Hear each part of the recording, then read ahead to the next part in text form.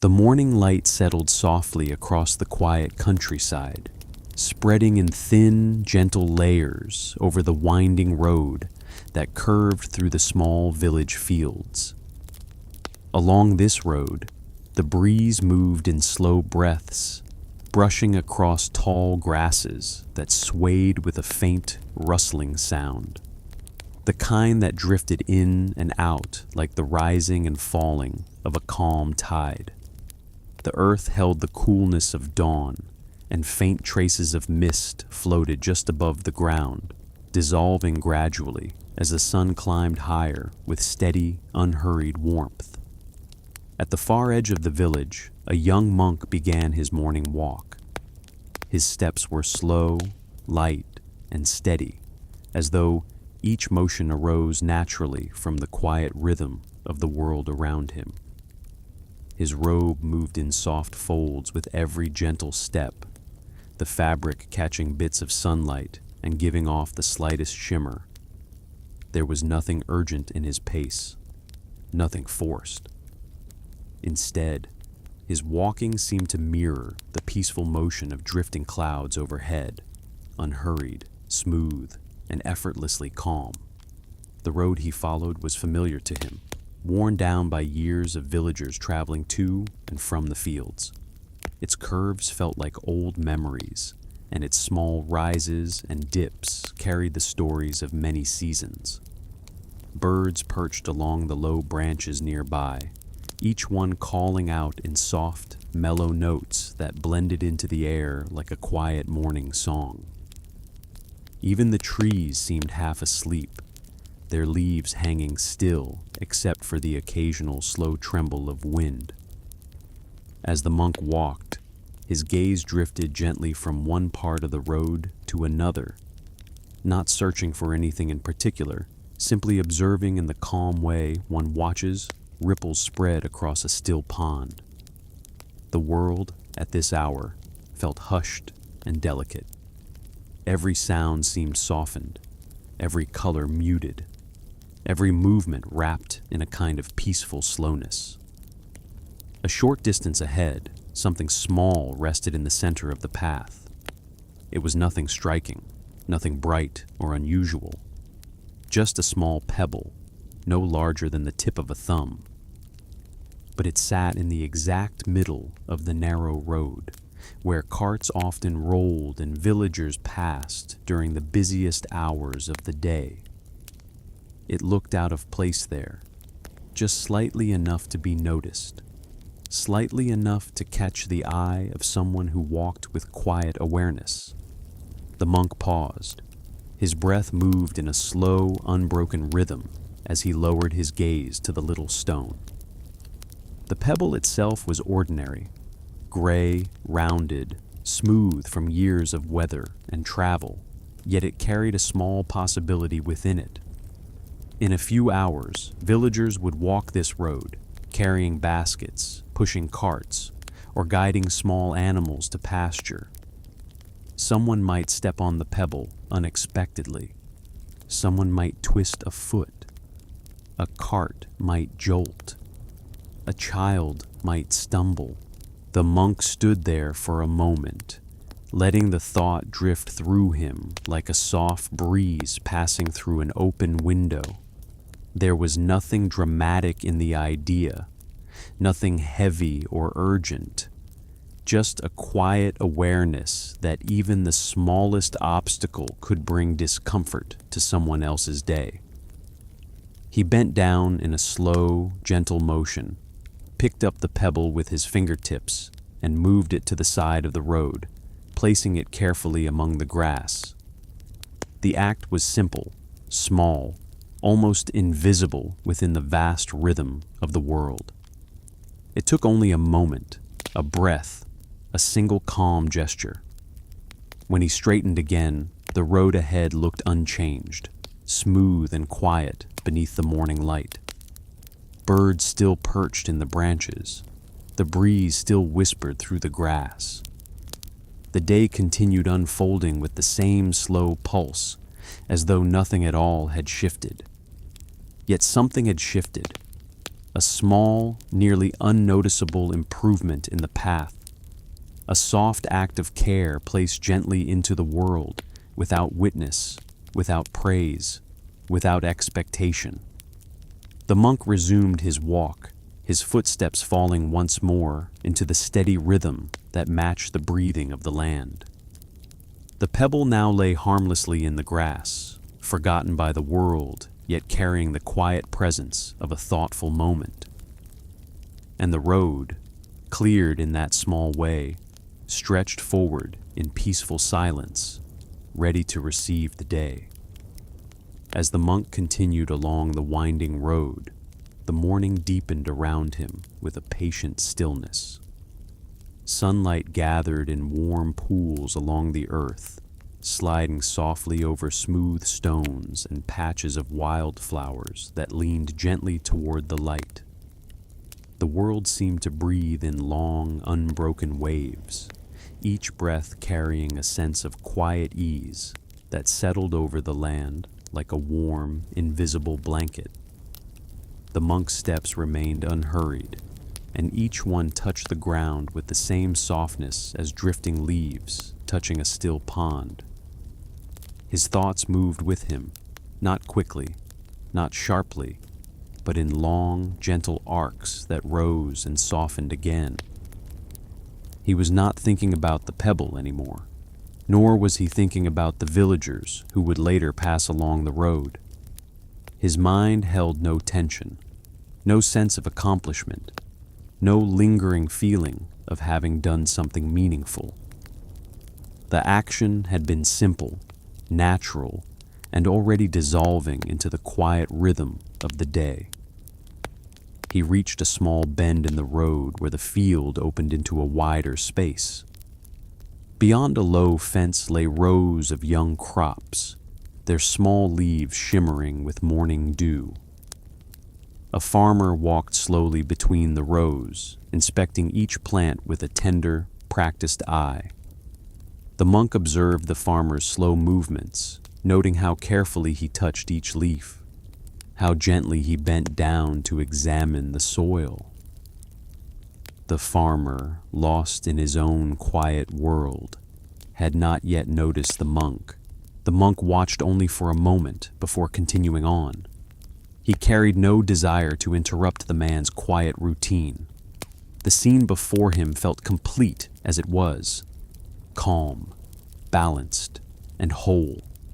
The path narrowed again ahead, guiding him past a cluster of tall bamboo. Their slender trunks rose like pale pillars, each one swaying slightly in the soft wind. The rustling sound they made was gentle and rhythmic, like hundreds of tiny breaths layered together. The monk slowed his pace even more, letting the sound wash over him, letting it blend with the softness already filling the morning. Eventually, he reached a small wooden bridge crossing a shallow stream. The water below flowed with smooth, silvery movements, slipping over stones that glistened beneath the surface. The sound of the stream was soft and continuous, an endless murmuring that soothed the edges of the mind like a gentle lullaby. The monk paused on the bridge, resting his hands lightly on the wooden railing. He watched the water drift by, watched tiny leaves float in slow spirals, watched the faint shadows of small fish flicker beneath the surface. Time stretched quietly around him, unbroken and unrushed. He felt no pull to hurry forward and no need to linger with intention. The moment simply existed, full and peaceful, like a long exhale from the earth. He glanced down at the wooden planks beneath his feet. One of the boards had shifted slightly out of place, just enough that someone passing quickly might catch a toe on it. Someone in a hurry might stumble. Someone carrying something heavy might lose balance. The monk observed this small detail with the same calm attentiveness that had arisen earlier on the road. Once again, he bent down with gentle movements and nudged the plank back into alignment. The wood shifted into place with a soft sound, settling smoothly into the frame of the bridge. It was nothing grand, nothing remarkable, just another small gesture to ease the way for anyone who would cross after him. He rose with the same slow, steady breath as before. Around him, the stream continued its quiet journey. The bamboo continued their whispering, and the gentle hum of the morning settled deeper into the land. He walked once more, each step carrying him away from the bridge in a calm, natural rhythm. The small acts he had done, the moving of a pebble, the straightening of a board, did not remain in his thoughts.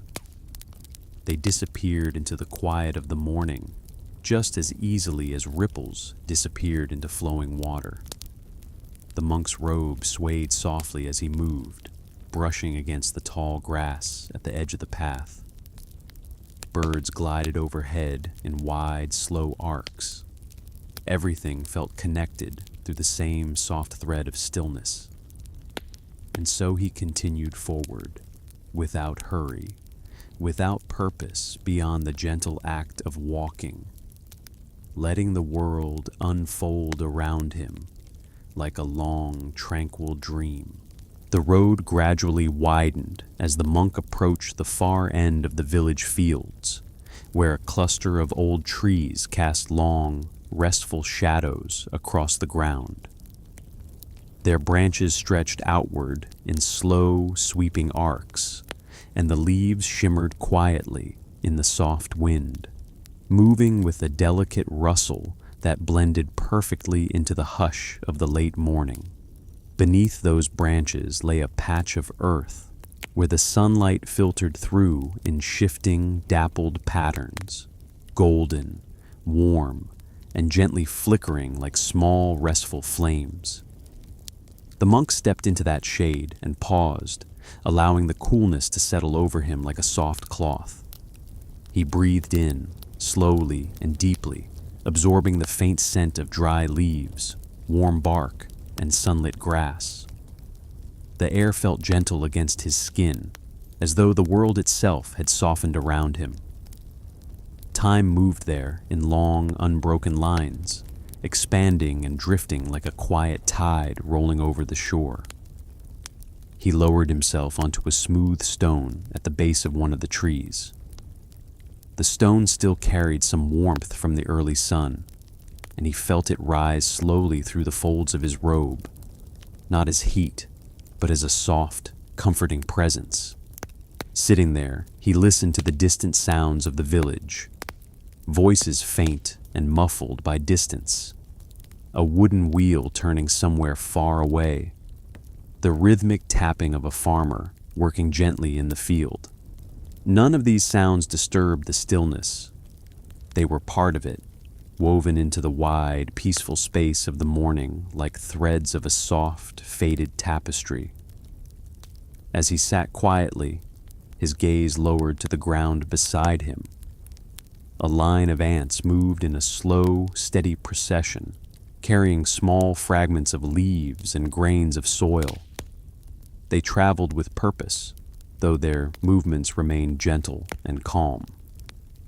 He watched them for a while, observing how they navigated around small stones and tiny twigs, adjusting their paths with quiet cooperation. The sight brought a subtle warmth to his chest, a quiet appreciation for the simple harmony in even the smallest creatures. After some time, he rose with the same smooth, unhurried motion that had guided him throughout the morning. His hands brushed the folds of his robe lightly, more from habit than need. He resumed walking, the sunlight greeting him again as he stepped out of the shade. The road ahead looked long and peaceful, stretching into a horizon softened by distance and heat. The monk continued along the path, his steps as steady as before. He passed fields that shimmered beneath the rising sun, past clusters of wildflowers nodding gently in the breeze, past stones warmed by the growing day.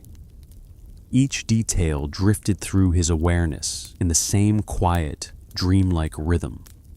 Nothing demanding, nothing pulling at him, nothing urging him to move faster or slower. The world simply carried him forward with its own calm breath. The small acts he had performed. The pebble moved from the path. The board straightened on the bridge. Did not linger in his thoughts. They did not need to. They were part of the morning's natural flow, done without weight, without expectation, without the desire for recognition. They were gestures as light as wind touching grass, as soft as sunlight touching still water. As he neared the last bend in the road, the fields thinned, and the land opened into a wide expanse of gentle hills. The sky stretched far overhead, pale and endlessly calm. A few clouds drifted across it, slow, soft, undisturbed, mirroring the same tranquil rhythm that carried him. He paused once more, standing for his quiet moment as the wind brushed his robe and the world settled around him in warm, steady waves. It felt as though the land itself was resting, the fields breathing gently, the sky embracing everything beneath it with its wide, open stillness. Then, with the same unbroken calm that had carried him from the monastery door that morning, the monk continued walking, disappearing slowly over the crest of the hill. Behind him, the pebble remained at the side of the road, the board lay flat on the bridge, and the village continued its gentle routines, unaware of the small acts that had made the day a little smoother. And the morning, vast and patient, drifted onward in quiet, soothing harmony, just as it always had, just as it always would. The quiet rhythm of the morning settled into a deeper stillness long after the monk disappeared over the distant hill. The road remained calm, shaped by sunlight and drifting shadows, carrying the faint memory of gentle footsteps and small acts of quiet care. The fields breathed in slow, even waves, and the air grew warm and mild as the day unfolded.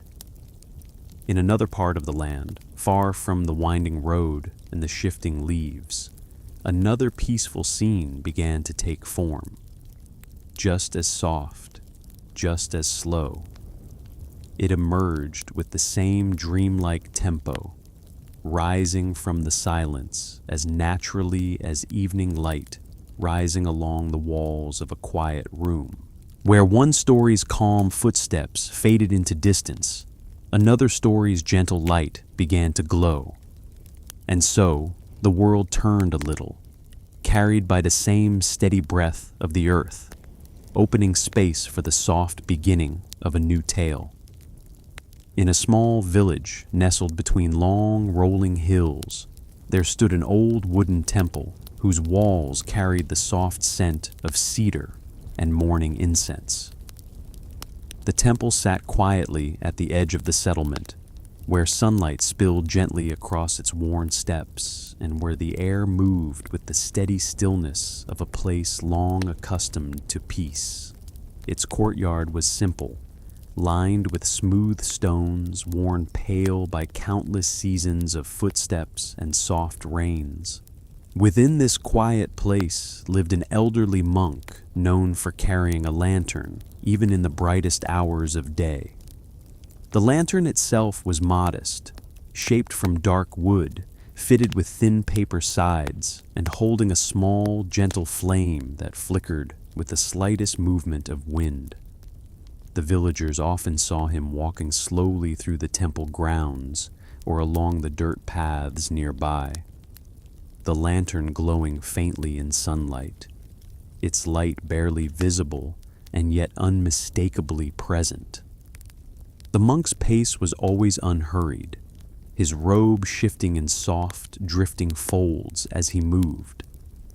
His figure appeared almost like a part of the landscape, blending with the slow rhythm of wind brushing through tall grass, blending with the soft murmur of leaves in distant trees. Nothing about him seemed rushed. Nothing about him carried the weight of urgency. The villagers sometimes watched with quiet curiosity. They whispered among themselves, wondering why someone would carry a lantern beneath the warm, bright sky. But the monk never explained, never offered any words about the habit. He simply walked, lantern in hand, with the same steady peace that marked all his days. One late morning, as sunlight filtered through the thin veil of early autumn haze, a child tending to small chores noticed the monk walking along the path near the temple gate. The child paused, lifting his eyes from his work to follow the soft motion of the lantern swinging gently at the monk's side. The flame inside flickered faintly, almost invisible beneath the bright sky, yet steady and warm. The monk reached a point where the path curved slightly, then paused beneath a broad maple tree whose leaves swayed with the slow, lazy grace of the season.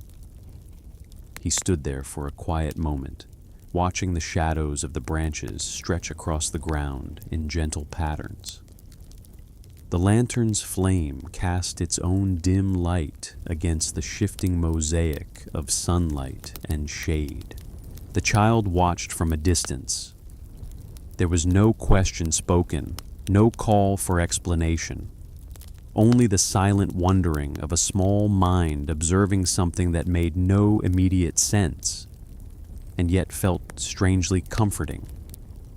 The monk resumed walking, and the lantern moved with him, swinging softly like the pendulum of a very gentle clock, measuring time not in seconds or minutes, but in breaths and heartbeats and drifting clouds.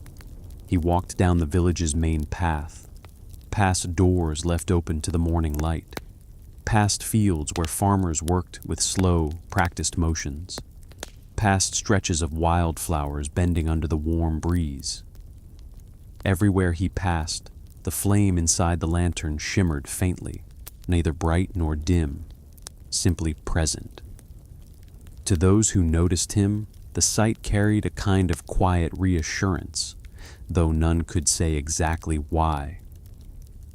The flame seemed unnecessary beneath the sun, and yet it carried a peacefulness that traveled beyond its small glow. Something about it felt steady, grounded, and softly luminous, like a reminder that light did not need darkness to be meaningful. The monk walked on, his sandals brushing softly against the earth, his robe whispering against the wind. Each movement blended into the slow, wide rhythm of the day, each step aligned with the gentle pulse of the world around him. And as he moved, the lantern offered its quiet glow, barely visible, yet deeply present, as though holding a small piece of calm within its simple frame. The village continued unfolding around him, unhurried, serene, filled with the hum of slow work and distant voices fading into warm, peaceful air. And through it all, the lantern moved like a tiny, steady heartbeat, pulsing softly in the light of day. As the monk continued along the village path, the sunlight softened into a warm, golden haze, spreading across the rooftops and drifting quietly into shaded corners.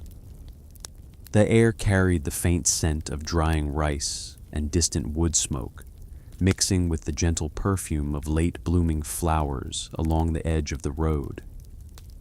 The entire village seemed to sway with a slow, easy pulse that matched the monk's unhurried steps. The lantern remained at his side, glowing just enough to be seen when the wind brushed across its paper sides. The small flame inside flickered, barely visible in the brightness of day, yet warm enough to give the lantern a kind of gentle presence. It swung in a slow, steady arc, each time the monk shifted his weight, tracing the soft movement of his steps like a quiet echo. Along the roadside, an elderly woman sat on a low stool, peeling vegetables, her hands moving with unhurried precision. She lifted her head when she heard the monk's sandals brushing against the ground, her eyes settling on the lantern as he passed. The corners of her mouth softened slightly, a faint smile forming, not out of amusement, but out of a peaceful recognition. She had grown used to seeing the lantern through many seasons. Though she had never asked its purpose, she found comfort in the monk's presence. For her, the lantern's glow was like the steady beat of a heart that reminded the village to slow down, to breathe, to remain gentle in the rhythm of everyday life. The monk reached the far edge of the village, where the path widened into fields lined with tall reeds. The reeds swayed with the mild breeze, brushing against one another in soft, whispering tones. Their long shadows stretched across the dirt path in wavering patterns that seemed to ripple like water. The monk paused once more, standing still among the rustling reeds, allowing their sound to blend with the faint movement of the lantern. After a moment, he continued walking until he reached a quiet, open space, a small clearing beside the river. The river flowed with a slow, silvery calm, its surface broken only by drifting leaves and gentle currents that shimmered beneath the morning sun. The monk stepped closer to the riverbank, lowering himself onto a smooth stone that had been warmed by sunlight. He placed the lantern beside him, positioning it so the flame faced the water. The flame's reflection, faint and wavering, trembled upon the river's surface, creating a tiny pulse of golden light that drifted with the movement of the current. The monk watched this reflection for a long moment, letting the gentle sight settle into the stillness of his thoughts. Across the river, reeds swayed in long, sweeping motions. The water's sound remained soft, flowing in small, continuous murmurs that blended seamlessly into the surrounding quiet.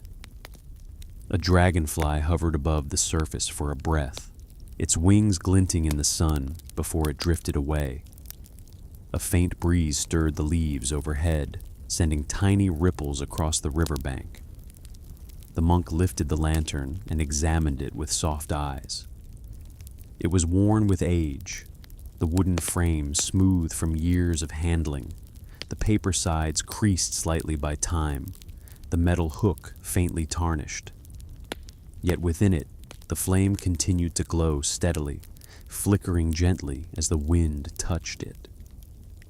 It was a modest flame, small and contained, but it carried a warmth that felt older than the lantern itself. He rose from the stone and continued walking along the riverbank.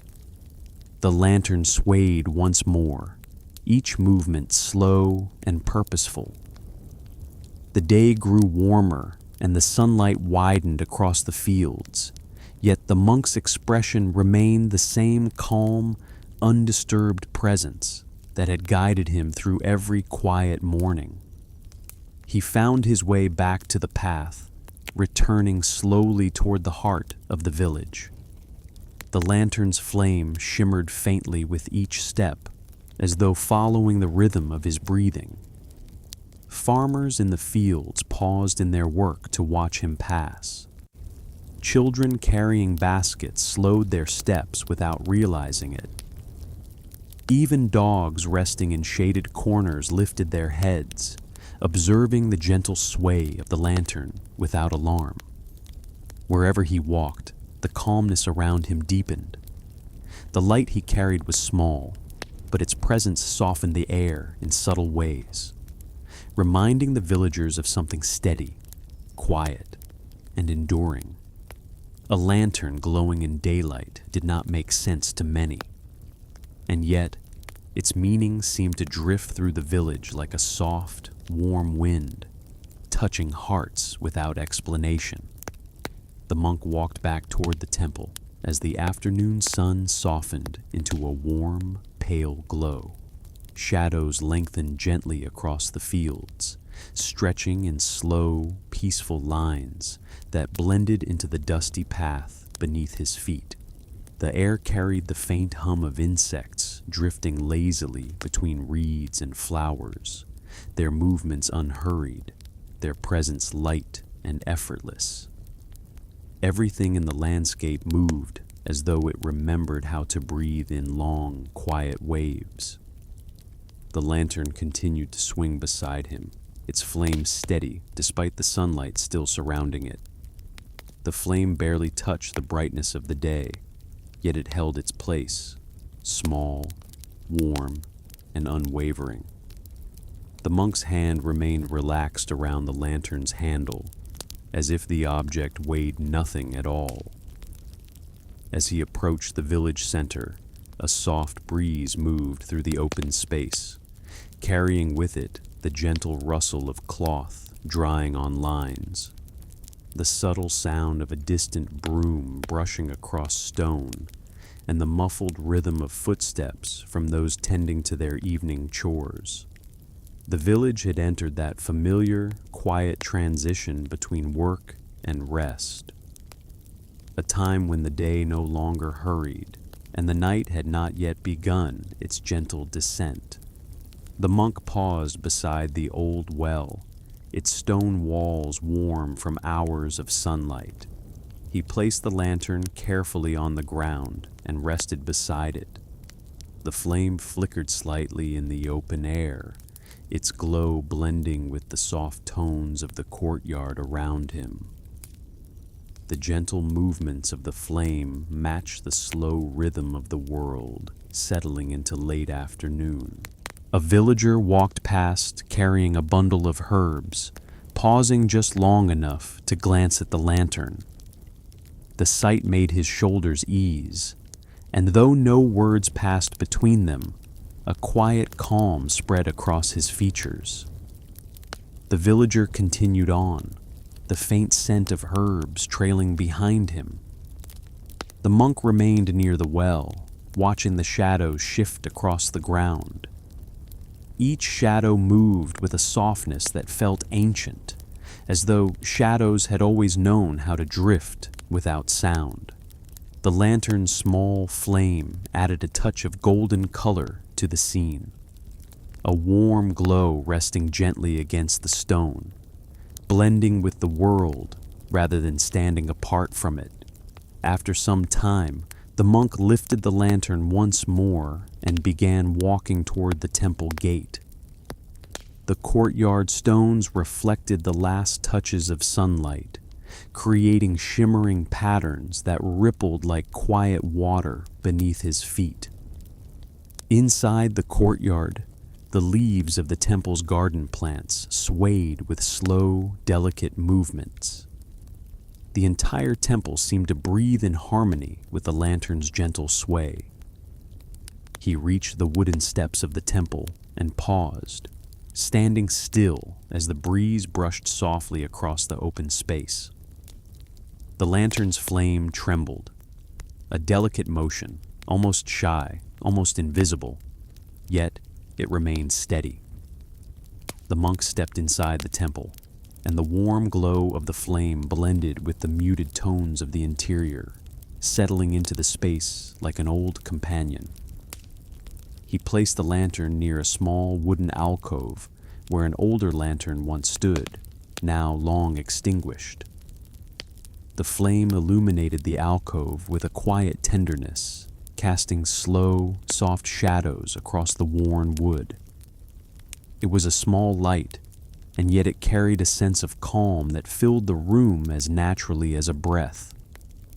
No ceremony followed. No words were spoken. The lantern simply rested there, holding its modest flame. The monk stepped back, his robes whispering lightly against the floor, and the temple returned to silence.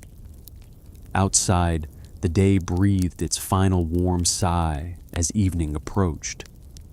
Villagers continued their gentle routines, and the last traces of sunlight melted behind the distant hills.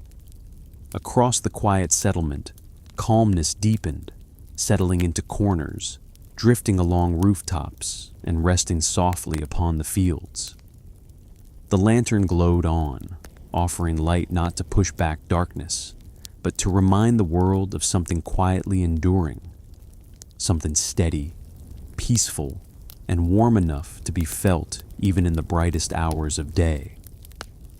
And as the night slowly lifted its calm veil over the village, the flame continued to flicker with gentle patience, its glow soft as a memory, its presence steady as breath, carrying a warmth that asked nothing and explained nothing, simply existing, quietly, beautifully, in the heart of the temple.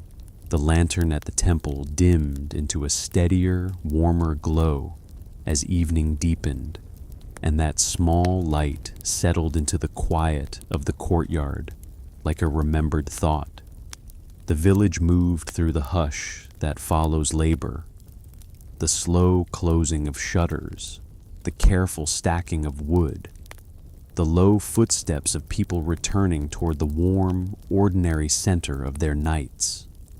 Where one gentle story completed its circuit of attention, the land made room for another small scene to unfold, as naturally as twilight makes room for stars. Breath by breath, day handed its calm to night, and in that shared stillness, a new, simple tale began to open, soft as steam rising from a pot left to patient heat. A small house sat near the river where reeds bent like thoughtful listeners. Its roof had mellowed to the color of old wood, and the eaves kept the rain and sun from troubling the plain interior. Inside, a modest hearth had been made from smooth stones, dark with years of warmth and patient tending. Each morning, the same woman would lift a clay pot from its little shelf, rinse it with careful hands, and set it upon the stones. The pot had seen many seasons. Its lip was worn soft, its surface kissed by the faint patina of salt and steam. In that house, life moved in slow, reliable measures. Bread baked, herbs dried, cloth folded into neat stacks that smelled faintly of lavender. Nothing much happened all at once. Everything accumulated with gentle attentions. She filled the pot with water gathered from the cool part of the river where the current ran shy and clear. Her hands moved in a quiet choreography. Fill, lift, set, adjust. Each action given the same practical care as one might fold a letter or press a seam flat. The water in the pot looked like a small, held mirror. Light, depth, the soft suggestion of movement. She placed the pot upon the hearth and set a small pile of kindling beneath it. The hearth accepted the gift of wood with an easy creak. The first small flame rose like a single gentle idea, then another, until a line of warmth stitched itself along the underside of the pot. Heat began its slow, patient work. There was no hurry in the house. The woman moved about in quiet circles, sweeping, tying herbs into bundles that would dry on a low peg, smiling at the cat curled in the sunlit threshold. She checked the pot from time to time with a practiced eye, noticing the first tiny glimmer of bubble that shaped itself at the pot's edge where water met clay. It was a small, patient promise, a hint that the unseen movement within the water had begun. She stirred the surface softly with a wooden spoon as if to say hello to that motion, and then went back to folding linens, letting the house itself keep time.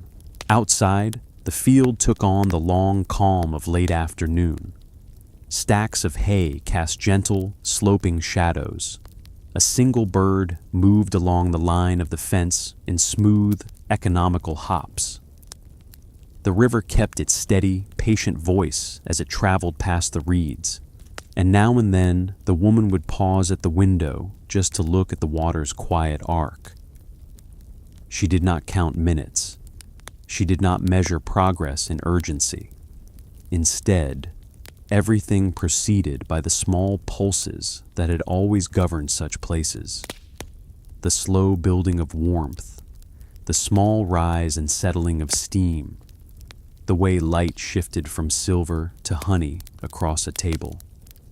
The pot moved through its change with deliberate reluctance, bubbles appearing, retreating, forming and then dissolving at the edges as though testing whether motion would be allowed to grow. Each time she peered, the woman felt a mild pleasure at the sight, as if a small, invisible company were keeping her company in that slow work. The cat shifted, lifting its head without haste to observe the house, taking its soft, usual shape. A neighbor passed by with a basket of well-sorted cloth and lifted her hand in a small, quiet greeting, which the woman returned with a soft nod. Life wrapped itself in narrow, kindly rituals. As late afternoon folded into the mellow blue of evening, the small bubbles began to find one another, and the pot hummed in low frequencies only a careful ear could hear. Steam rose in thin veils that fogged the lower panes of glass and carried with it the faint, clean scent of river water and the warm, herb-scented house. Nothing rushed. The world simply allowed the water to become what it was ready to become. The woman adjusted the wood, easing a small log under the pot so the warmth matched the slow requirement of the vessel. It was an act made from the mind of practice rather than of haste. Attend, adapt, steady. The neighbor's boy came to the window and peered with mild interest, his small face bright with curiosity that had no sharpness. He watched the tiny drama, the rise of steam, the gentle shivering of the pot's rim, the way the spoon left a faint trail across the surface. The woman smiled to herself and offered him a corner of bread. He accepted it and ran off with the careful slowness of a child who knows he will be welcomed back. The woman returned to her tasks, her reflection softened in the window glass like a twin who moved at the same small tempo as she did. As dusk gathered, the house seemed to shrink into a warmer, more sheltered shape. The pot had long since stopped being merely water. It held the suggestion of readiness like a quiet light behind heavy curtains. Small, continued bubbles rose in soft clusters and then sank, each motion a small breath within the larger body of the vessel. The woman sat for a moment with the wooden spoon in her lap, not stirring, but letting the steady warmth do its work. Her body relaxed at its own slow, contented pace. Time in that house marked itself in textures rather than in numbers. The gradual stiffening of the bread crust on the sill, the kindly cooling of a kettle, the way the cat's purr matched the pot's low vibration. In the village, people moved through their evening chores with a composed stillness. Fences mended, lessons recited in the quiet room of a small schoolhouse, lamps lit with careful hands. The world turned in a rhythm that would feel almost invisible to one who hurried, but to those who lived within it, it was as clear and as vital as any bell. For the woman, the pot was both work and company. It asked for attention, yes, but not fuss. It asked for a steady eye and a steady hand. Occasionally, she would dip her spoon and listen to the sound the spoon made against warmed clay, a soft, mellow note like someone tapping a small, slow drum. The sound always brought a smile. It reminded her of the small chain of moments that built a day. Water gathered, wood arranged, flame coaxed, bread shaped, fragrant herbs tied, a neighbor's nod, the child's quiet footfall. Night, when it arrived respectfully. The moon rose thin and tender into the sky, and the fields surrendered their last gentle hues. The pot moved into its final stage, where the surface broke into shallow rolling, a tranquil boil that did not trump the rest of the house, but fitted gently within it. Bubbles rose and eased with a measured patience, each one touching the surface and expanding into a soft sigh before joining the steam and the air. She removed the pot from the hearth with steady hands and set it on the table within the glow of a lamp. The steam continued to breathe into the room, lifting the scent of river and wood and the faint herb sweetness that had been tied and hanging from the rafters. She moved slowly, ladling small amounts into bowls that waited like small, patient mouths.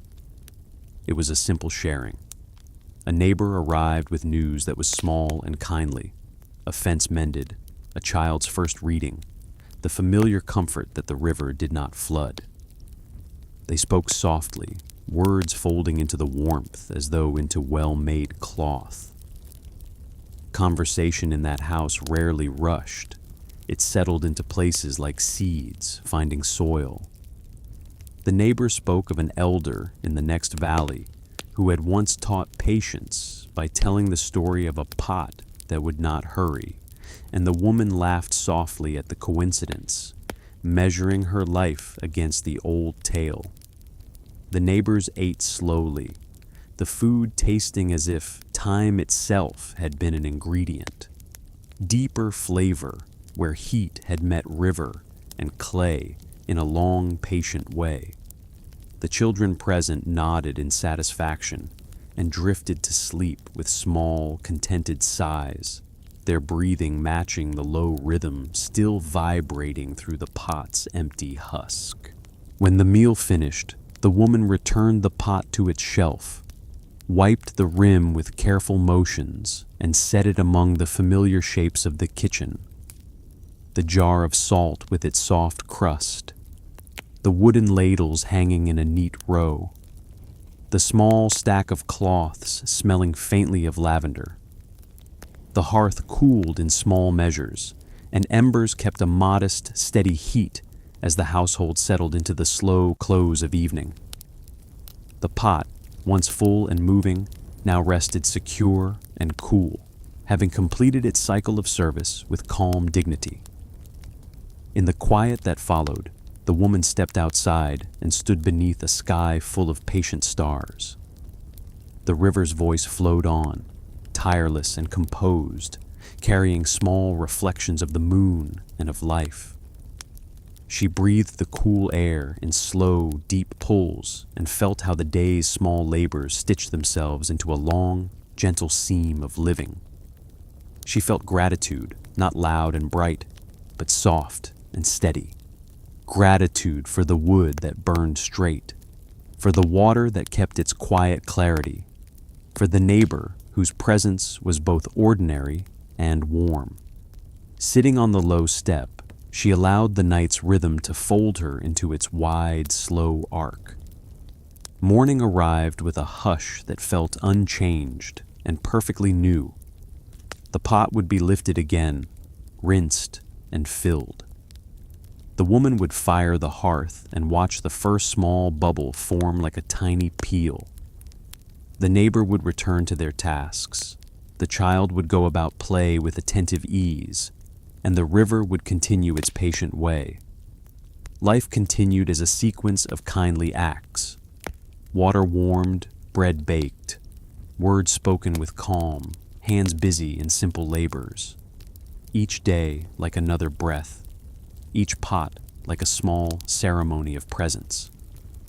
There was a moral threaded through all this that lived not in high speech, but in ordinary practice. That patience is an act, that gentleness requires work, and that small attentions repeated without fanfare become the quiet architecture of a life. In the steady, unremarkable unfolding of one pot's boiling, lessons were given and taken, not as commands, but as soft invitations to live more slowly, to attend to small needs, and to trust the slow alchemy of care. And when the woman closed the door, the pot resting in its peaceful place, the world felt as if it had been smoothed by hand, edges softened, corners rounded, all stones eased into place. The house, the river, the field, and the person within them continued their calm practice, each breath and movement folding gently into the slow, sure pattern that had always guided such lives. The pot had done its simple work well, and in the doing it had taught that small things, handled with steady care, can hold the vastness of peace.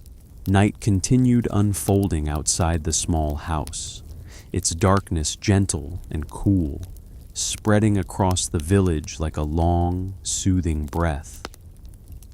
The woman remained seated near the hearth long after the pot had been washed and returned to its shelf, letting the quiet seep slowly into her limbs.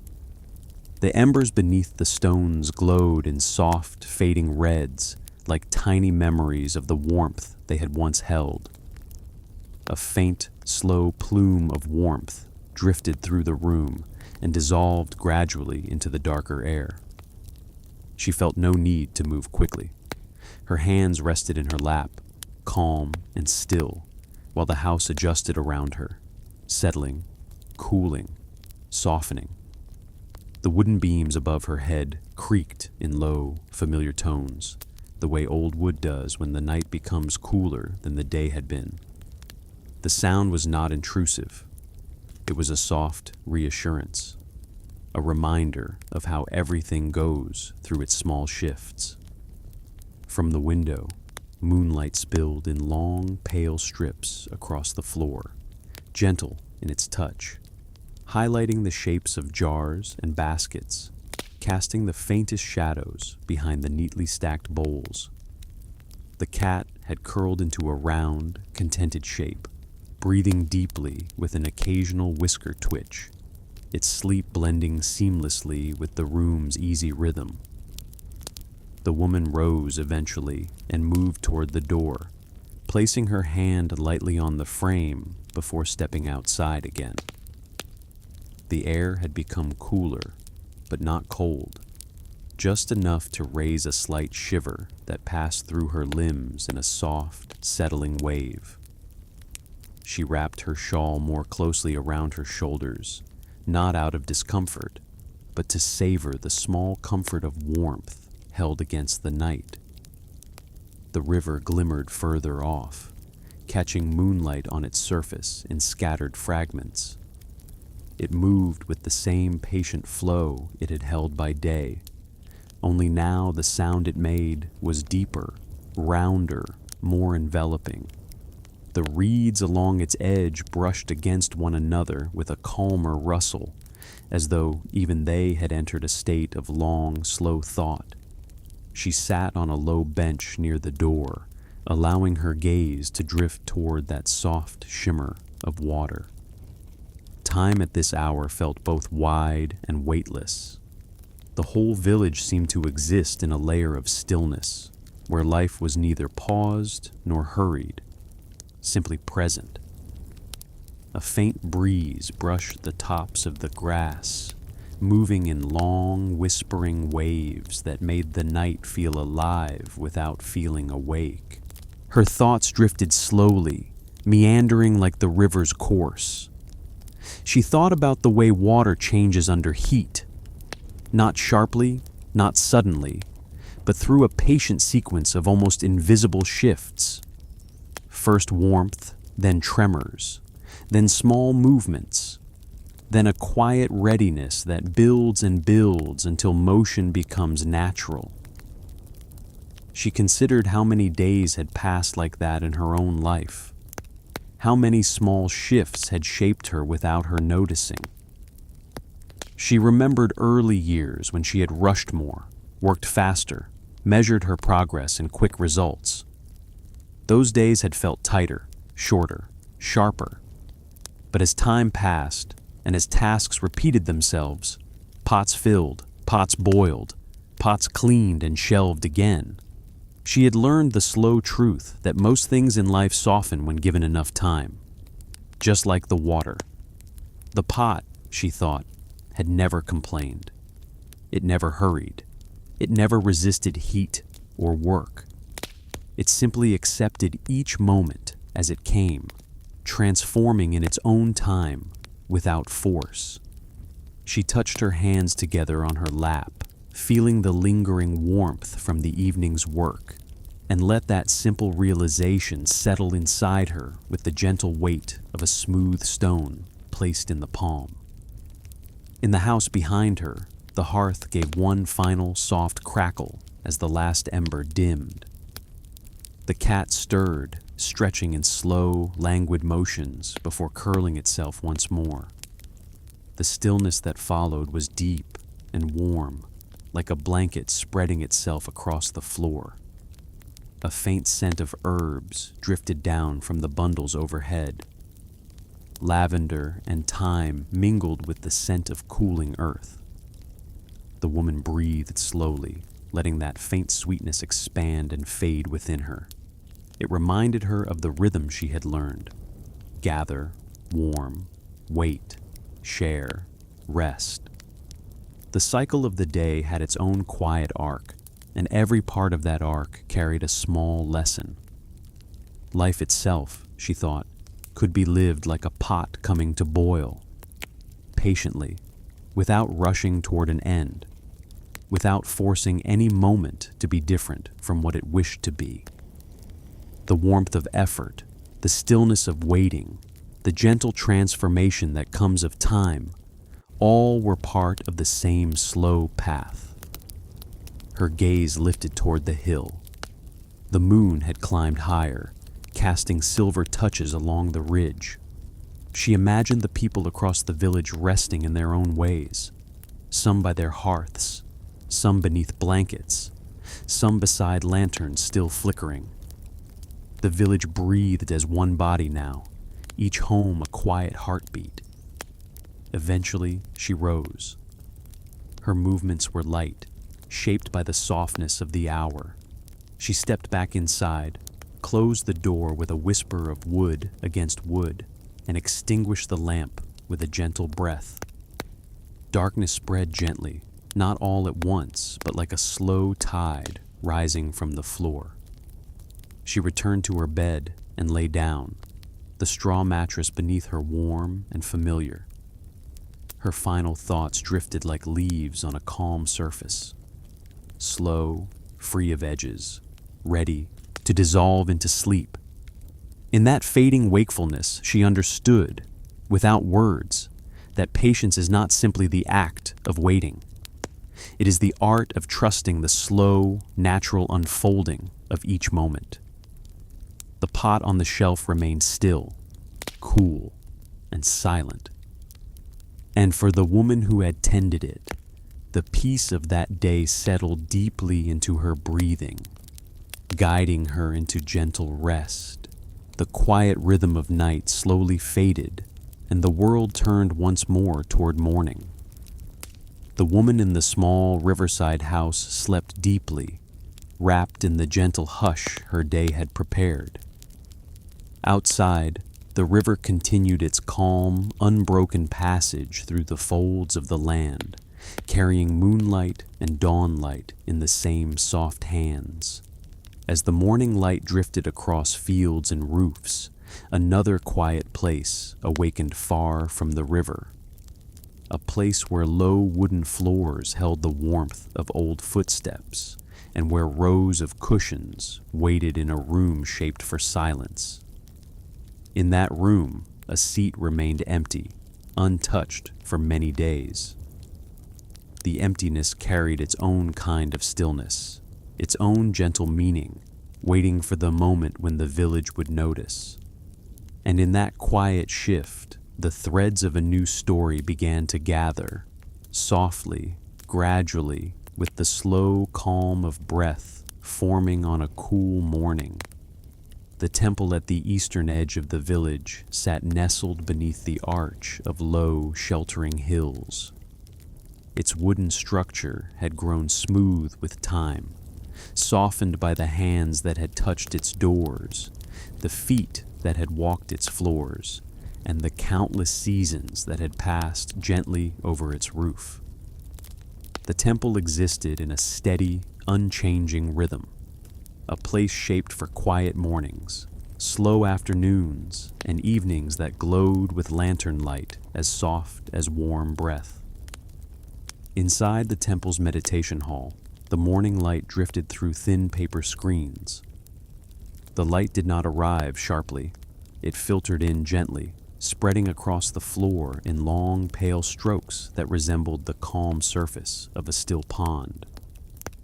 Dust motes floated in the air, rising and falling in slow spirals, their motions soft enough to feel like they belonged to another time. Along the far wall lay a small row of cushions, placed neatly in a line, each one worn on its top, where countless sessions of sitting had pressed down the soft fabric. Most mornings those cushions were occupied by the temple residents, monks who gathered at sunrise to sit together in easy silence, shaping the air with their stillness.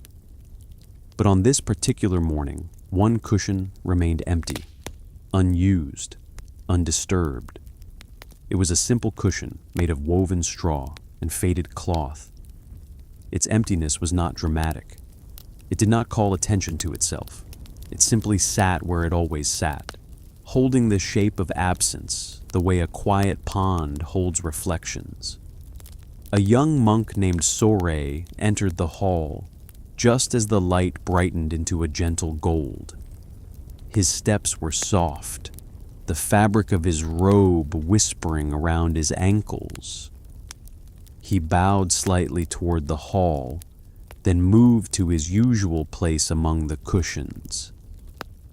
As he sat down, he noticed the empty seat beside him, the one that had not been filled for several mornings.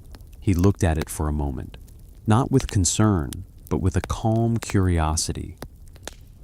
The cushion had belonged to the oldest monk in the temple, a quiet elder named Renyo.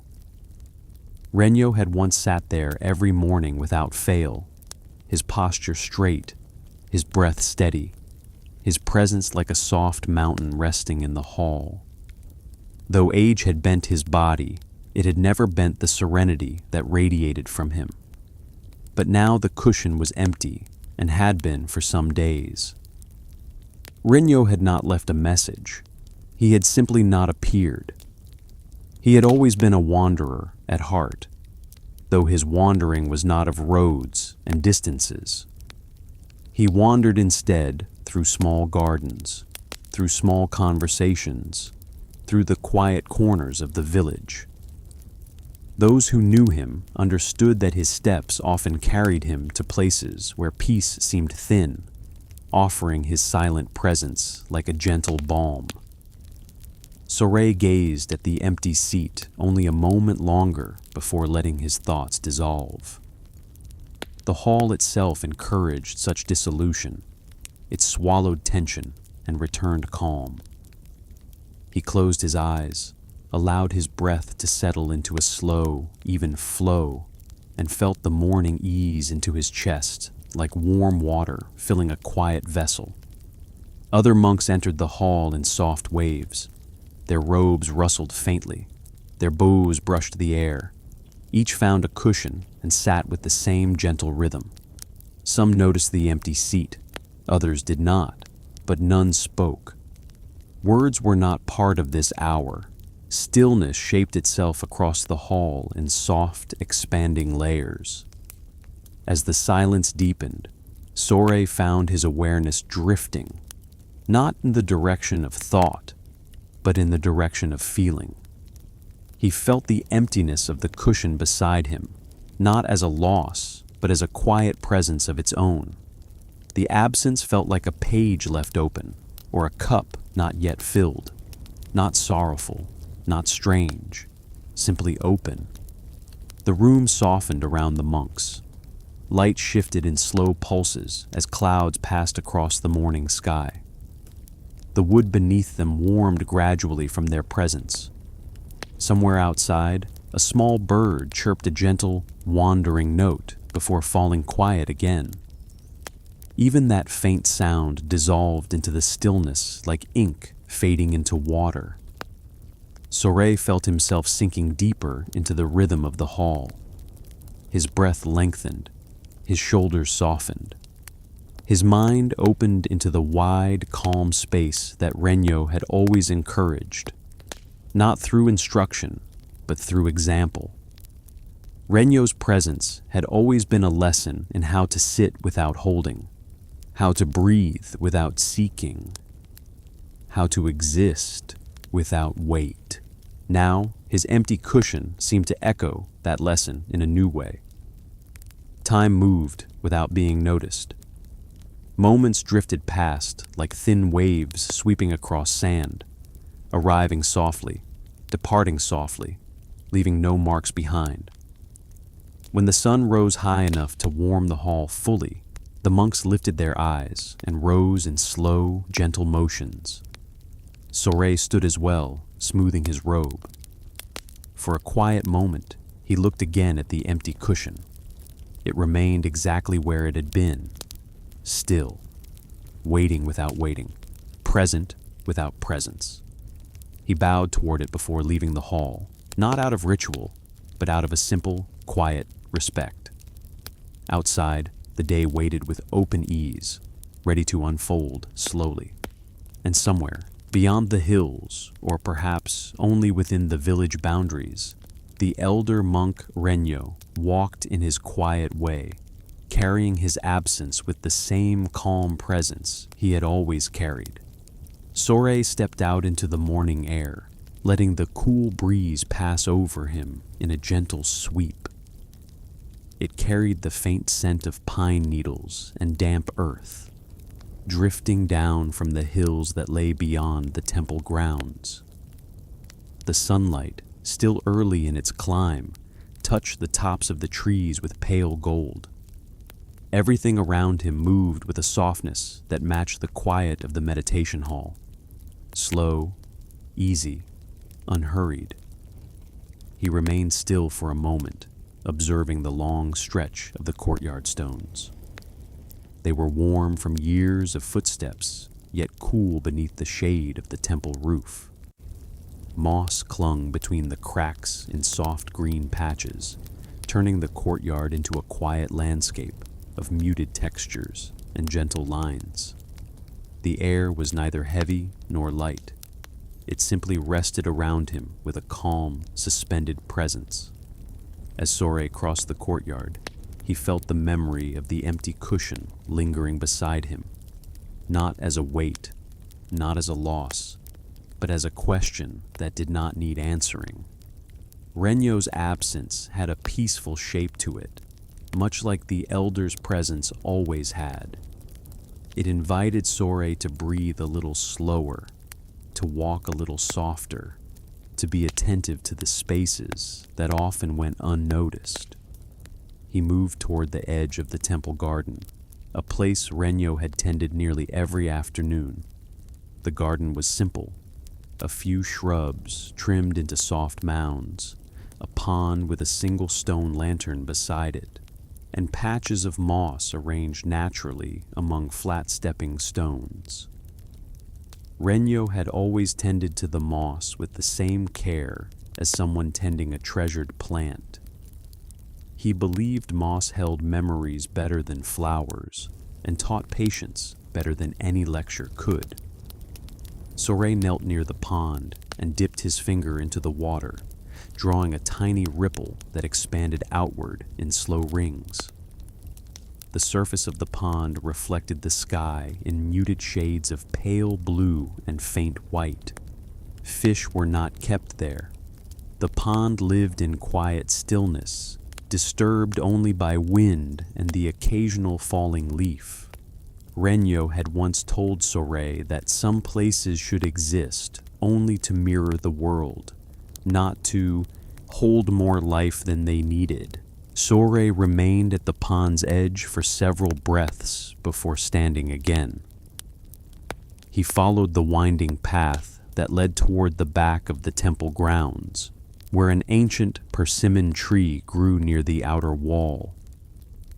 Renyo had often sat beneath that tree, especially during late afternoons when sunlight filtered through the leaves in soft patterns. Soray had walked past him many times, seeing him seated there with eyes half closed, as though watching the world from the corner of a dream. The tree now stood alone, its leaves moving with each gentle stir of the breeze. A few ripened persimmons lay on the ground, softened by time and sweetened by sunlight. Birds pecked at them with slow, rhythmic motions, pausing now and then to flutter their wings in small, delicate bursts. Soray approached the tree and sat beneath its broad branches.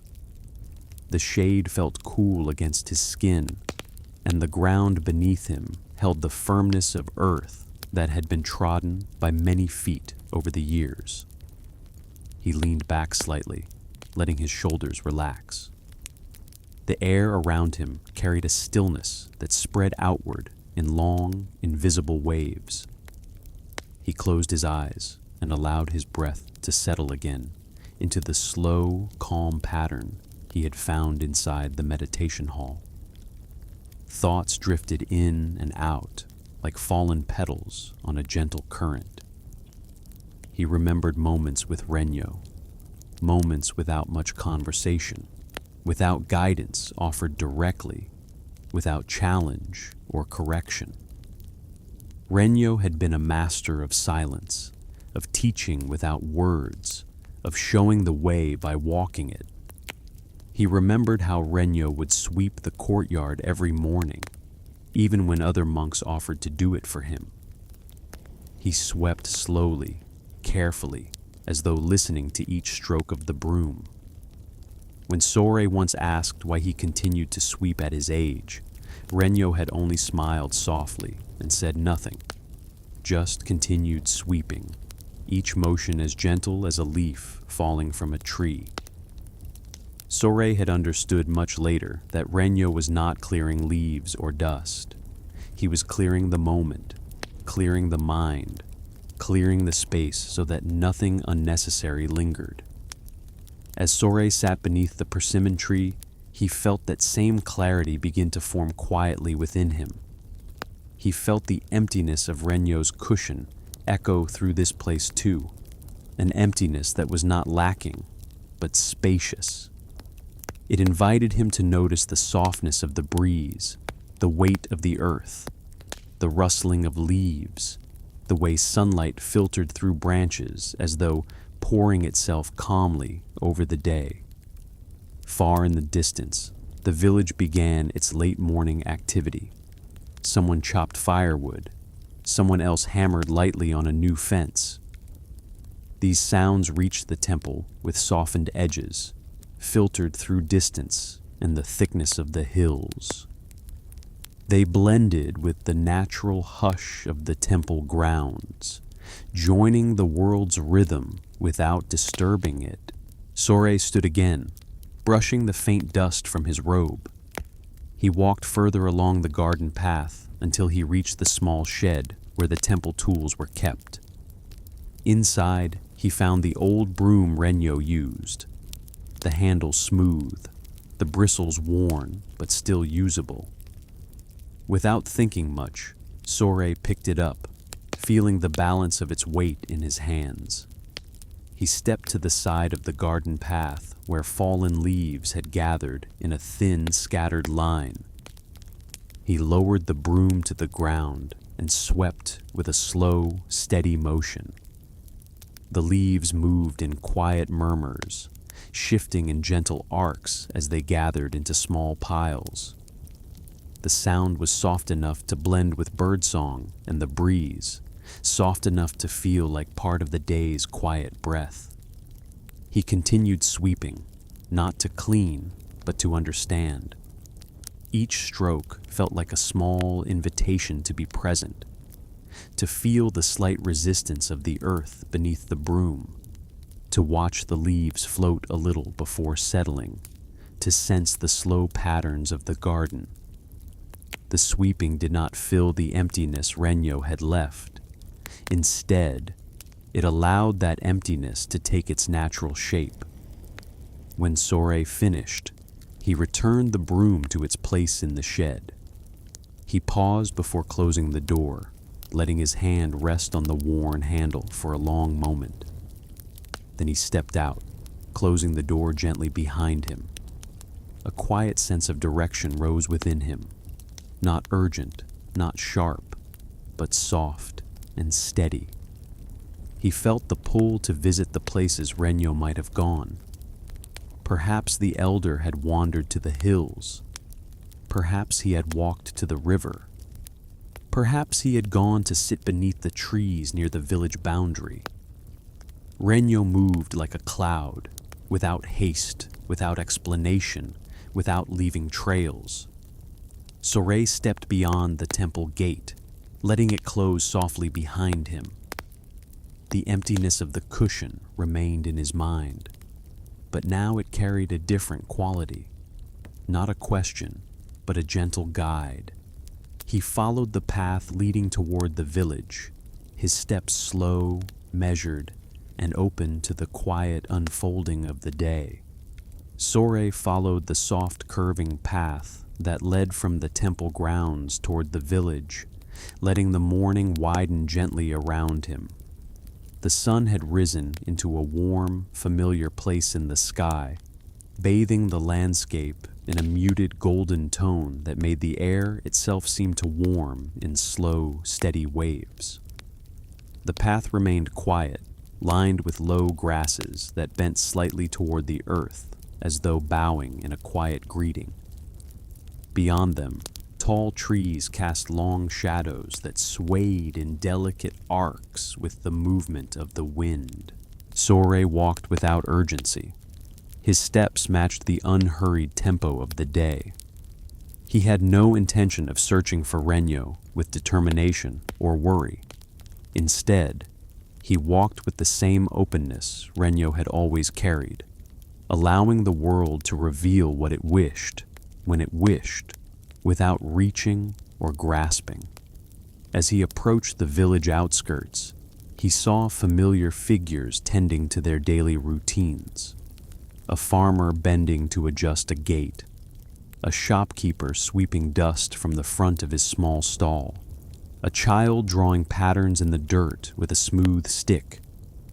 Each movement unfolded with a peaceful rhythm, each task blending with the soft hum of the morning.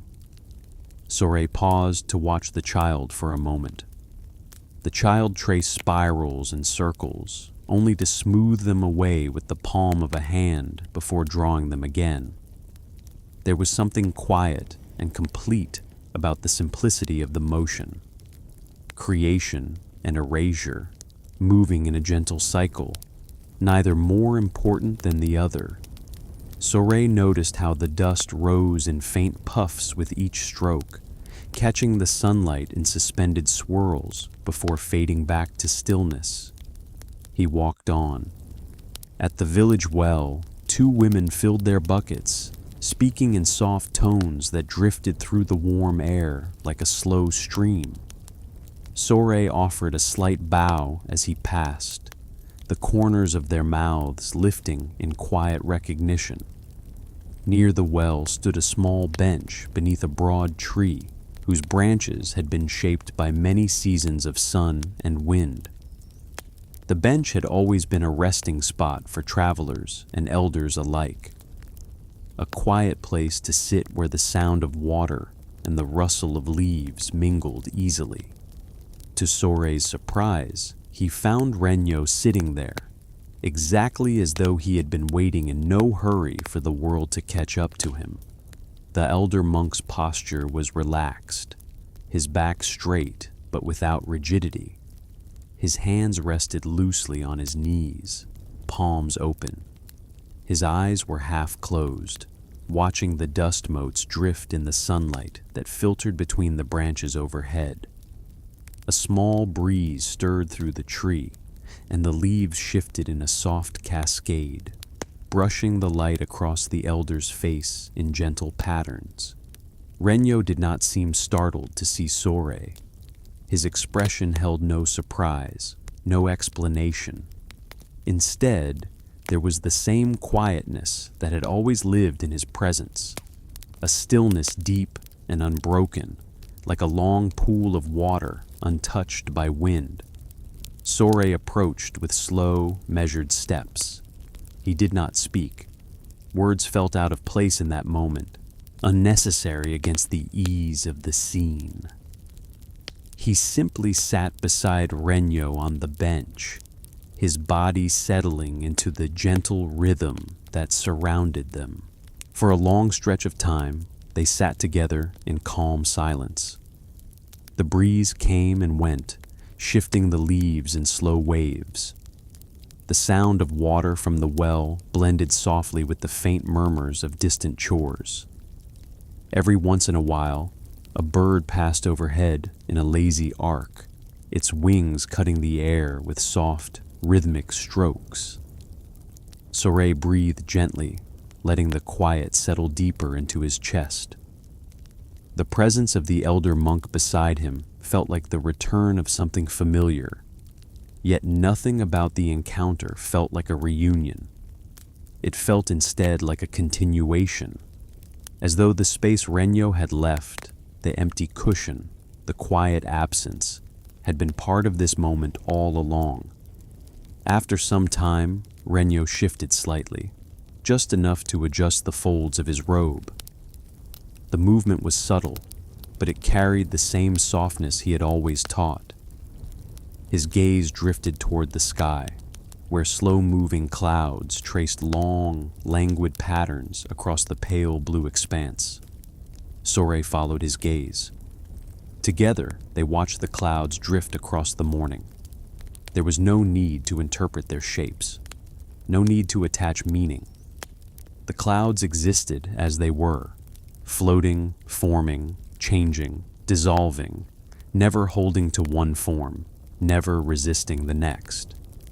Renyo finally spoke, his voice as soft as the breeze itself. "The seat is empty," he said simply. Sorei turned his head slightly, listening without expectation. Renyo continued, "Empty seats remind the world that stillness can move." The words were light, brief, almost like a breath shaped into sound. They carried no explanation, no instruction. They were not meant to teach directly. They were meant to settle gently, like falling leaves, allowing Sorei to understand them in his own time, in his own quiet. He thought of the empty cushion in the meditation hall, the way it had drawn his attention without urgency. He thought of sweeping leaves in the garden, of ripples in the pond, of the path he had walked, of the rhythm that connected the temple to the village, the seat to the tree, the elder to the morning. He understood then that the empty cushion had its own presence, its own lesson. Stillness did not require form. Presence did not require a body, and movement did not require a destination. Renyo stood slowly, the movement gentle and unhurried. He looked toward the hill beyond the village, then toward the temple in the distance. His gaze carried the same soft depth that had always lived in his quiet eyes. "There are places," he said, "that wait to be seen. There are moments that wait to be filled, not by us, but by time." He stepped forward, his sandals brushing lightly against the earth. Sorei stood as well, remaining beside him. They walked together for a short while, past the well, past the child drawing patterns in the dust, past the soft humming of daily village life. Their steps created faint rhythms on the ground, blending with the slow breathing of the day. At the temple gate, Renyo paused. He did not look back or linger. He simply walked toward the garden, his figure dissolving gently into the distance, as though becoming part of the shifting light beneath the trees. Sorey watched until the elder disappeared behind the temple walls. Then he stepped inside. He returned to the meditation hall where the morning light was beginning to soften again. The empty cushion remained exactly where he had left it, unchanged and quietly waiting. Sorey bowed toward it with a slow, reverent motion. This time, when he sat down beside it, he felt the emptiness as something full, the fullness of patience, the fullness of presence, the fullness of gentle paths that continue even when unseen. The hall held its stillness, the cushion held its quiet, and Sorey, breathing slowly, felt the day settle into a deep, tranquil rhythm, one that matched the soft, silent teaching the empty seat had always offered. The meditation hall settled once more into its quiet rhythm, the soft morning light brushing gently across the empty cushion and the one beside it. Sorey remained seated in calm stillness, letting his breath flow with the steady rise and fall of the quiet space around him. Beyond the temple walls, the sound of leaves shifting in the breeze drifted into the hall, soft, patient, unhurried. When Sorey finally rose, the emptiness of the room felt peaceful, spacious, and complete. The quiet teachings of the empty seat lingered inside the air like the fading warmth of afternoon sunlight. Outside, the world continued unfolding in its gentle, unbroken rhythm.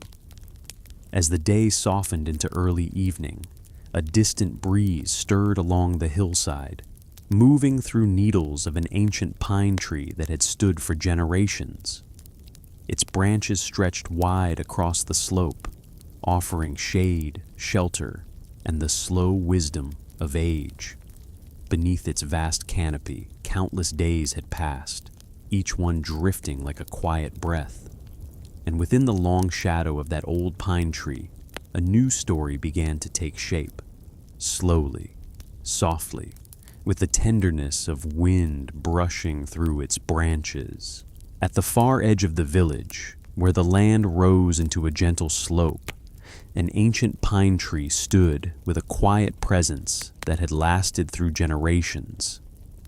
Its tall trunk carried the marks of many seasons, ridges deepened by frost, lines softened by rain, and patches of bark warmed by countless afternoons of sun. The branches extended outward in slow, sweeping arcs, forming a canopy that cast a wide circle of shade across the ground below. The pine tree had stood there for so long that its presence felt as familiar as the sunrise. Villagers often passed beneath its branches on their way to the hills or the distant river.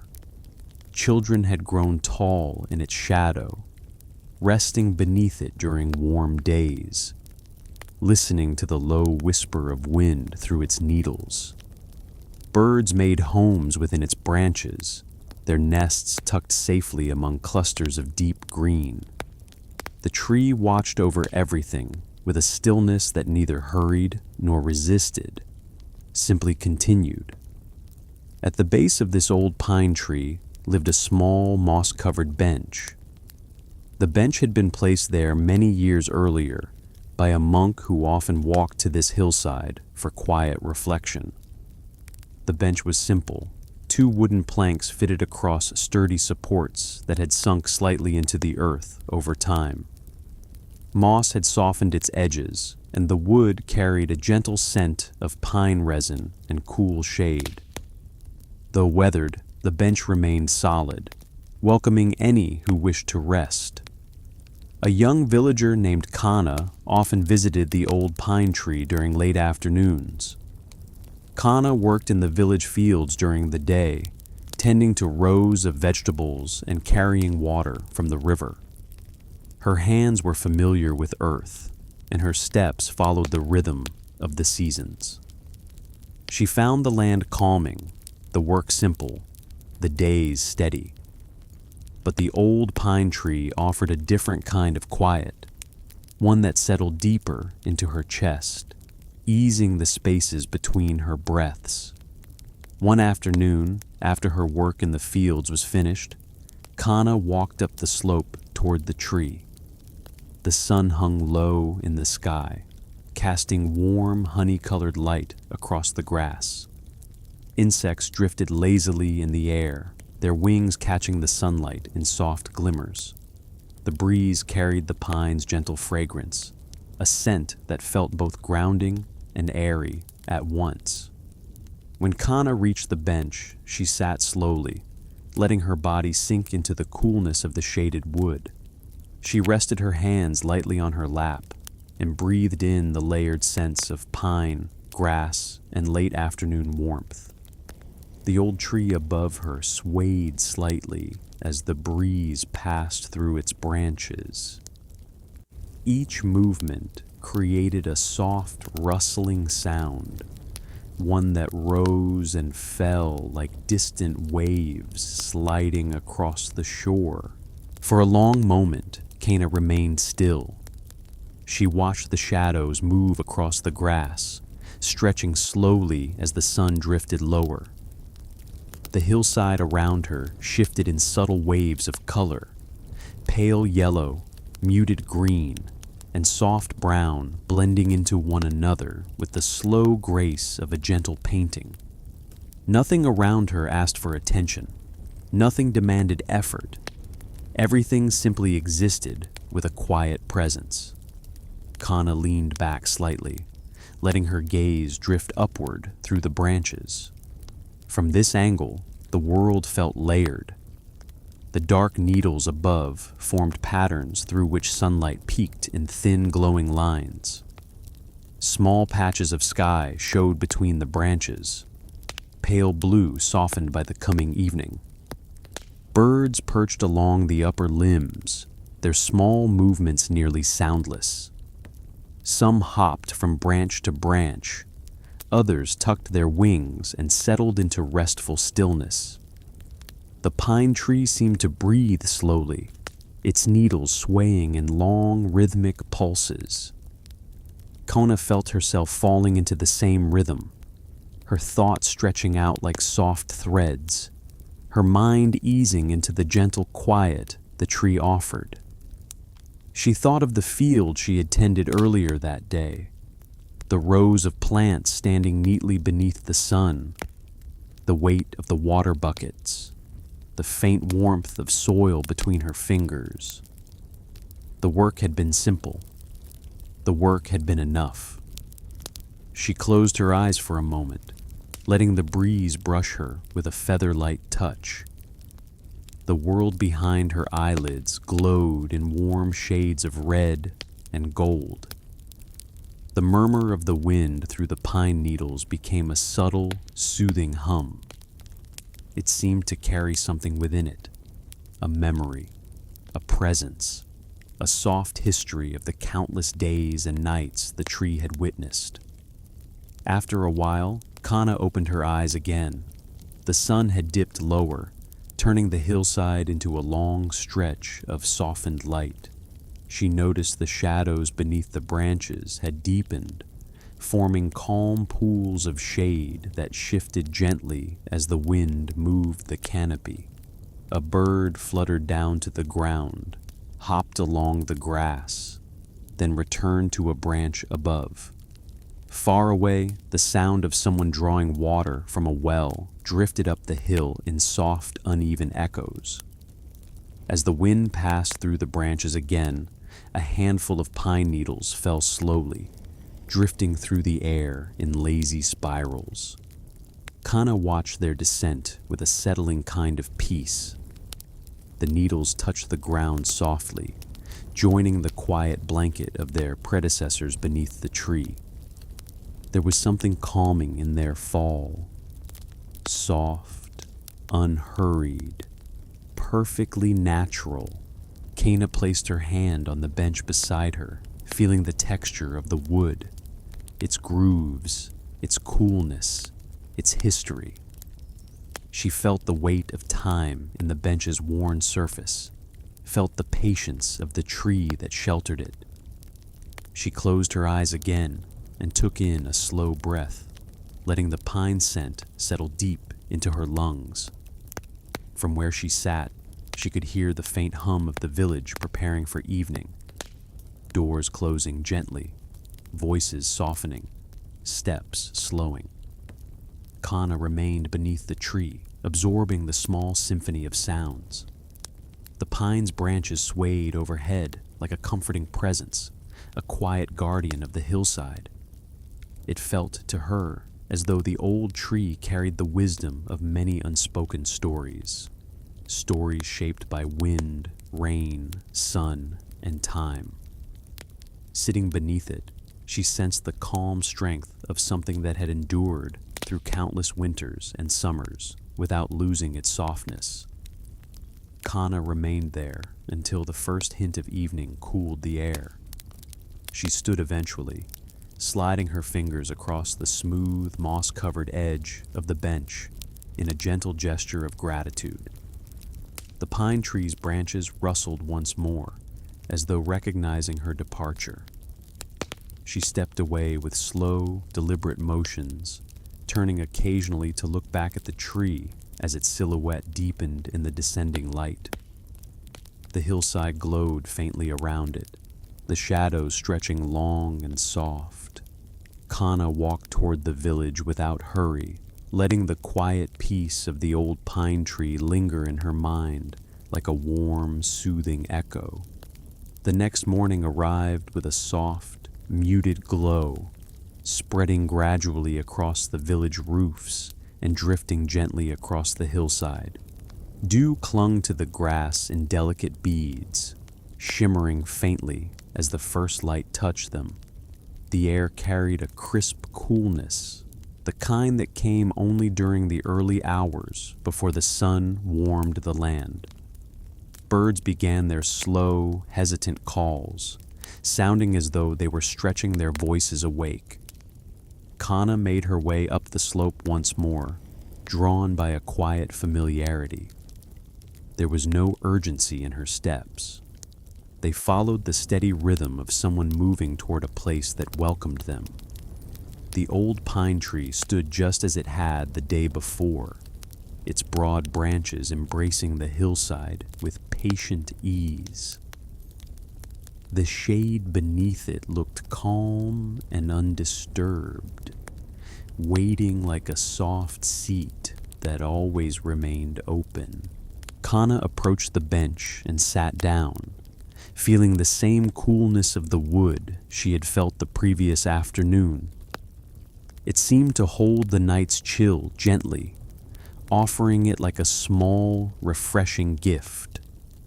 She brushed a few stray pine needles aside with her hand and settled into the quiet beneath the tree. From where she sat, the view of the valley stretched wide and soft. The village rooftops looked like small shapes made of clay and wood, arranged gently along the curve of the land. Smoke rose slowly from a few early cooking fires, rising in thin trails that dissolved almost immediately into the brightening sky. Farther in the distance, fields lay in patient rows, catching the morning light like ribbons of muted gold. Kana rested her hands on her lap and breathed deeply, letting the scent of pine and cool air fill her chest. The tree above her whispered in soft waves, the breeze moving through its needles with a consistent, steady sound, never hurried, never harsh, simply repeating its long, gentle breath. She felt herself sinking into that rhythm, her mind quieting in slow, deliberate steps. She closed her eyes and listened. The hillside carried small sounds, insects shifting in the grass, a bird landing lightly on a branch above, the distant tap of someone chopping wood. But beneath all these, the pine tree's voice remained steady, a calming, continuous murmur that steadied her heartbeat and softened the edges of her thoughts. When she opened her eyes again, she noticed someone approaching from the base of the slope. The figure moved with slow, easy steps, almost blending into the landscape with their quiet presence. As they came closer, Kana recognized the figure as an elderly woodcarver from the village, a man named Joran. He was known for walking the hills early in the mornings, gathering fallen branches and studying the shapes of old trees for inspiration. Joran paused briefly near the pine tree, looking up at its wide canopy. He touched the bark gently, with the same respect he gave to every piece of wood he worked with. Kana observed his movements quietly. The old pine tree seemed to recognize him as well. Its branches swayed softly above him, as though greeting an old friend. "You always find your way here," Joran said gently after a long pause, noticing Kana sitting in the shade. His voice carried the slow warmth of someone used to speaking softly. Kana nodded. "It's peaceful here," Joran smiled, a small, honest smile that settled easily into the lines of his face. "This tree has been giving peace for longer than any of us have been alive," he said. He traced his hand along a groove in the bark. "It has stood through storms, winds, and harsh winters, always bending, never breaking, always offering shade, never asking anything in return." Kana listened quietly, absorbing Joran's words as though they were part of the breeze. He continued in the same soft tone. "When I was younger, I used to sit here and ask the tree questions. It never answered in words." He chuckled softly. "But somehow, I always left with something I didn't have before." Kana smiled gently, understanding what he meant. The pine tree did not speak, but its silence carried a depth that soothed the mind in ways words often could not. Joran eventually moved on, walking slowly across the hillside to continue his morning routine. His figure disappeared gradually into the curve of the slope, becoming a small, calm shape among the tall grasses. Kana turned her attention back to the tree. She placed her hand on the bench beside her once more. The wood felt sturdy, grounded, and slightly rough with age. The sunlight had grown warmer, glowing softly through the pine branches in delicate beams. Each beam touched the ground like a small, warm brushstroke. She watched as a small bird hopped down the trunk of the pine tree with light, quick motions. It chirped once, a brief, bright note, then took flight, its wings fluttering softly. The moment passed quietly, like a ripple that moved outward and then faded. Kana thought about Joran's words, the tree giving without asking. She reflected on how the pine tree had offered shade to villagers for generations, shelter to animals, branches to the wind, and silence to anyone seeking rest. It had stood through storms, letting its branches sway with resilience rather than resistance. It had accepted snow, rain, and sun with the same steady patience. There was something deeply comforting about that level of acceptance, living day by day with whatever arrived, without reaching toward or away from anything. The tree seemed to embody a kind of gentle wisdom, one that could not be spoken, but could be felt simply by sitting in its presence. As the morning progressed, the village sounds grew slightly louder, though still softened by distance. A hammer tapped somewhere near a workshop. A cartwheel creaked as someone moved supplies. The faint laughter of children rose briefly, carried on the breeze before fading into the slope of the hill.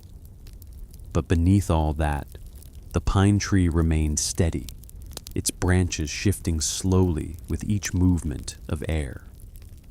The hillside held its calm, offering Kana a quiet world suspended between stillness and motion. She leaned back against the bench, closed her eyes again, and let the sound of the pine needles carry her thoughts outward like small boats drifting across a peaceful lake.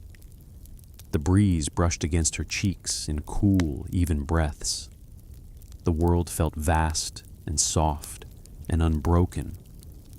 Kana had come seeking rest without truly realizing it, and the tree, as always, offered its quiet presence without effort.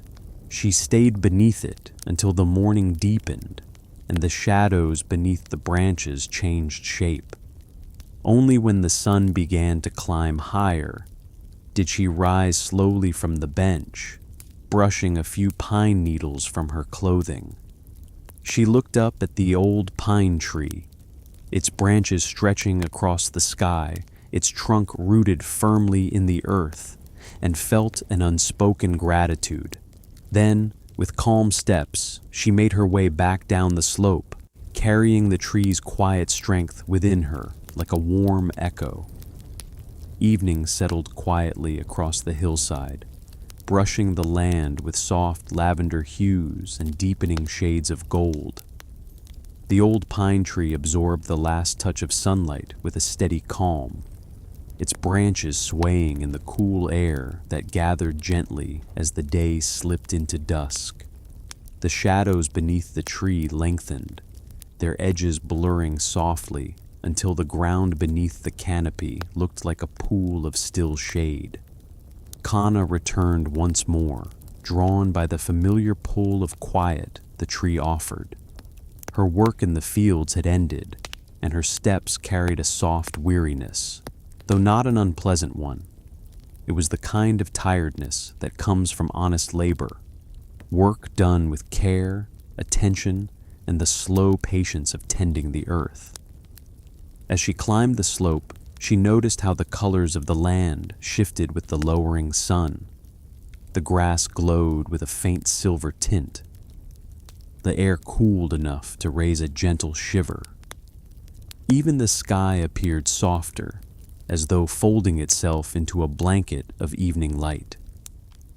When she reached the pine tree, she found the bench still holding the coolness of the shade, though the warmth of the day's last rays brushed gently along its surface.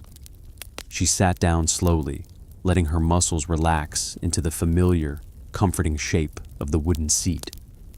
Above her, the branches moved with long, slow breaths.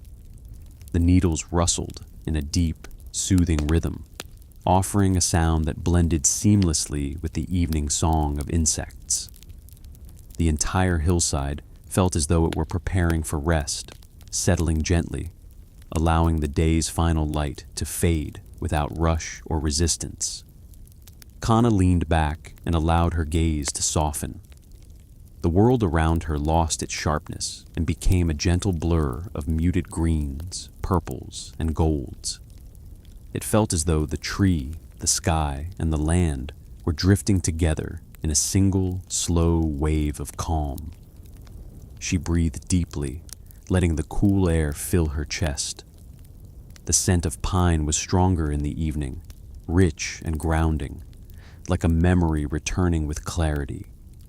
She closed her eyes and allowed her thoughts to drift on the sound of the wind. There was nothing she needed to think about, nothing she needed to seek. The moment simply existed, soft and complete. After some time, she opened her eyes and noticed a figure approaching along the curve of the slope. The steps were familiar, slow, and steady. As the figure came closer, Kana recognized Joran, the woodcarver she had seen earlier that morning. He carried a small pouch and a gentle, thoughtful expression. He approached the old pine tree and paused, resting his hand lightly on the trunk as though greeting an old companion. Kana offered a small nod, and he nodded back with the same quiet warmth. "Evening suits this place," Joran said in a soft tone, almost blending into the sound of the wind. Kana smiled gently. "It feels calmer than anywhere else." Joran sat on the ground, leaning his back against the broad trunk of the pine tree. He opened the small pouch and revealed a handful of wooden shavings, thin, curled pieces of pine and cedar that carried their own hushed fragrance. As he let the shavings fall one by one to the ground, he spoke in the same slow, reflective voice. "When I was younger, I carved a small figure here, a little bird. I left it at the base of the tree. I thought the wind might carry wisdom into the wood if I left it long enough." Kana listened, letting his words drift through her like soft ripples. Joran continued. "When winter came, the carving was gone. Wind, perhaps, or time, or something else. I didn't mind. It felt right to give something to the tree." Kana looked up at the branches, their silhouettes shifting against the deepening sky. She imagined the small wooden bird resting there long ago, the pine tree holding it for a moment before letting it go. Joran's voice softened further. "Some things are meant to stay. Some things are meant to pass. This tree knows both." He leaned his head back, closing his eyes, letting the tree's presence surround him. Kana closed her eyes as well. Together, they allowed the silence to fill the space between them, not heavy, not meaningful in a forced way, but natural, like quiet water gathering at the edge of a calm shore. The wind moved again, sweeping gently through the branches. A few pine needles loosened and drifted downward in slow spirals, landing softly near their feet. Each needle seemed to fall with intention, though carried only by the breeze. Kana watched one of them settle onto her knee. She picked it up and turned it between her fingers, feeling its lightness, its delicate texture. "There is a story in this tree," Joran murmured, without opening his eyes. "Not one we can tell, but one we can feel." Kana nodded, understanding in a way that required no words. The tree held the stories of all who had rested beneath it, all who had passed by, all who had shared a silent moment within its shade. Its branches had sheltered countless thoughts. Its roots had anchored countless seasons, and its quiet patience had touched countless lives without ever reaching toward them. As the evening deepened, the sky shifted into shades of violet and muted blue. The first stars appeared, faint, hesitant lights scattered across the vastness above. Fireflies began to rise from the grass in soft glowing arcs, their light flickering like tiny lanterns wandering through the dark. Kana watched the fireflies drift upward, blinking in slow, rhythmic patterns. Their movement felt like an extension of the pine tree's calm, a soft, glowing echo that floated into the night with ease. Joran eventually stood, brushing pine needles from his clothing. "This tree will be here long after we're gone," he said, with quiet certainty. "It teaches in ways we only begin to notice." Kana rose as well. She traced her fingers along the bench once more, letting her touch linger on the cool, time-worn wood. The pine tree rustled softly overhead, as though acknowledging her presence with a gentle breath. Together, Kana and Joran began to walk down the slope. Their steps were slow, unhurried, softened by the dimming light. Behind them, the old pine tree stood tall, its branches moving in the evening wind like the slow, restful exhale of the land itself. Kana glanced back once more. The silhouette of the tree stood against the sky, steady and serene, holding the quiet wisdom of countless days and nights. She felt the calm it had given her settle into her chest, anchoring her in a deep, gentle peace. As she reached the base of the hill, the first cool touch of night brushed her skin. The pine trees rustling faded into the distance, blending with the sounds of the village settling into its nighttime rhythm. Kana left the hillside feeling lighter, quieter, and more complete than when she had arrived. The old pine tree continued standing where it had always stood, still, patient, and endlessly giving, offering its silent teachings to the world, one gentle breath at a time.